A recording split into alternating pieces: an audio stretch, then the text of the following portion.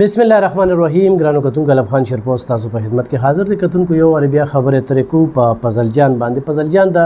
400 تورنزو سیمې سره تعلق ساتي.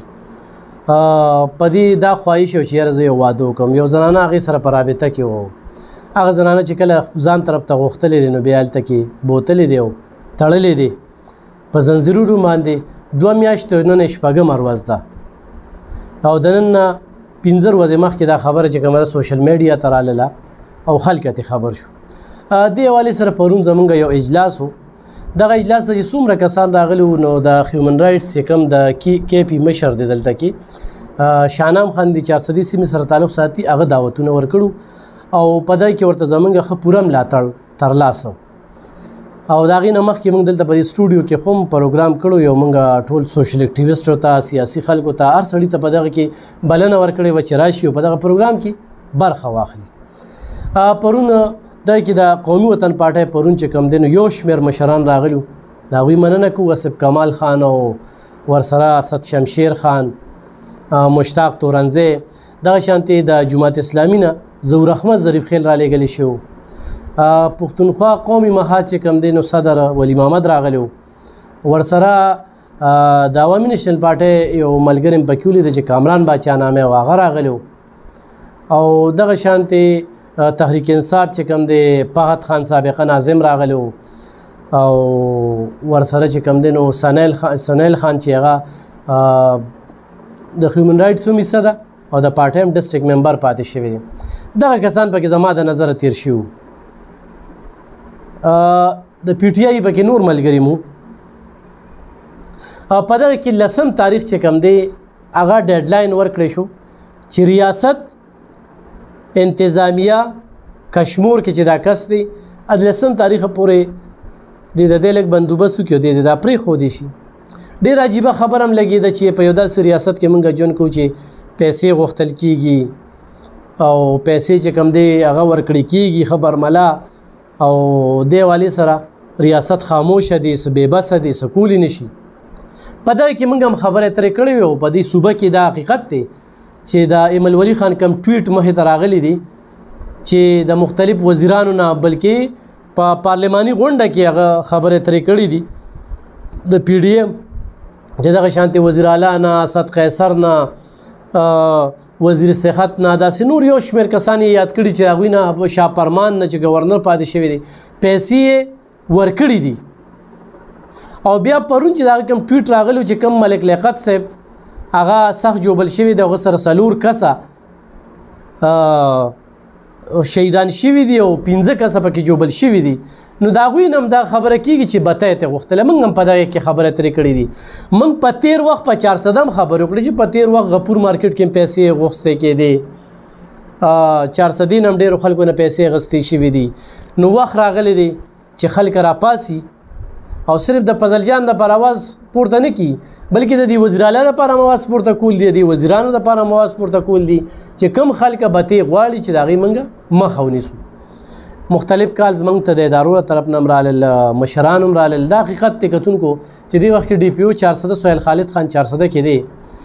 یا ډي سپي احسان شاه دی یا نور ټیم دی ورسره، چونکې دا د هغوی کار دی، داسې ډیوټي کول دا د هغوی کار دی. خو بدقسمتۍ نه دلته کې به خلک ډیوټي هم کوي، تنخواه هم اخلي، خو موږ بیا ستاینه هم کوو، ویلډن به هم ورته وایو، قدر به هم کوو، دې نه بغیر کېږي هم نه. خو دغه ډي پي او صاحب ته زمونږ زړه غواړي چې ویلډن هم ورته ووایو. 400 کې ډېر امنیت په ځای کړی دی او دغه شانتې د بتخورۍ سیسټم چې کوم دی هغه ختم شوی دی. د هغوی د طرف نه دا میسیج ورکوم خو چا نه د بتې ډیمانډ شوي وي نو د ډي پي او 400 دغه میسیج دی چې پورې دې زما دفتر ته راشي او ماته دې ووایي. په ډسټرکټ 400 کې خو څوک چا نه د بتې غوښتنه شوي وي نه هغه دې موږ ته ووایي. نو موږ چې څو پورې خبرې کړې وي موږ په تېر وخت باندې کړې وي چې په تېر وخت کې دلته کې داسې ډېر نومونه وو چې د هغوی نه پیسې اخیستې شوي، داسې ډېر نومونه وو چې د دې ځای ضعیف خلک وو چې هغه اوس د دې دنیا نه تللي دي. نو هغوی به دا بتې غوښتې خو ما یې چې بزدله دي دغه خلکه چې بتې ورکوي او په دې کې انتظامیه خبر نه کړي، په دې کې پولیس خبر نه کړي او په دې کې میدان ته راونځي. نو څو پورې چې ما خبرې کړې وې ما په تېر وخت باندې کړې وې او په هغې باندې چې کوم اقدام اوچت شوی دی ځکه چې کله مخلص انتظامیه وي نو هغه غواړي چې داسې د چا نه به تیغ وغوښتل کېږي چې موږ ته پته نشته دی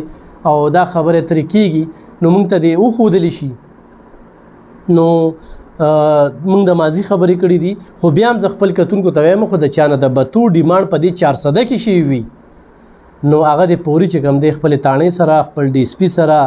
او د ډي پي او سره رابطه وکړي چونکې موږ سره داسې خبره مخې ته نه ده راغلې خو موږ خلکو ته ضرور دا وایو چې څوک درنه بتې غواړي نو بته مو ورکوئ میدان ته روزئ اخیري خط چې کوم دی هغه مرګ دی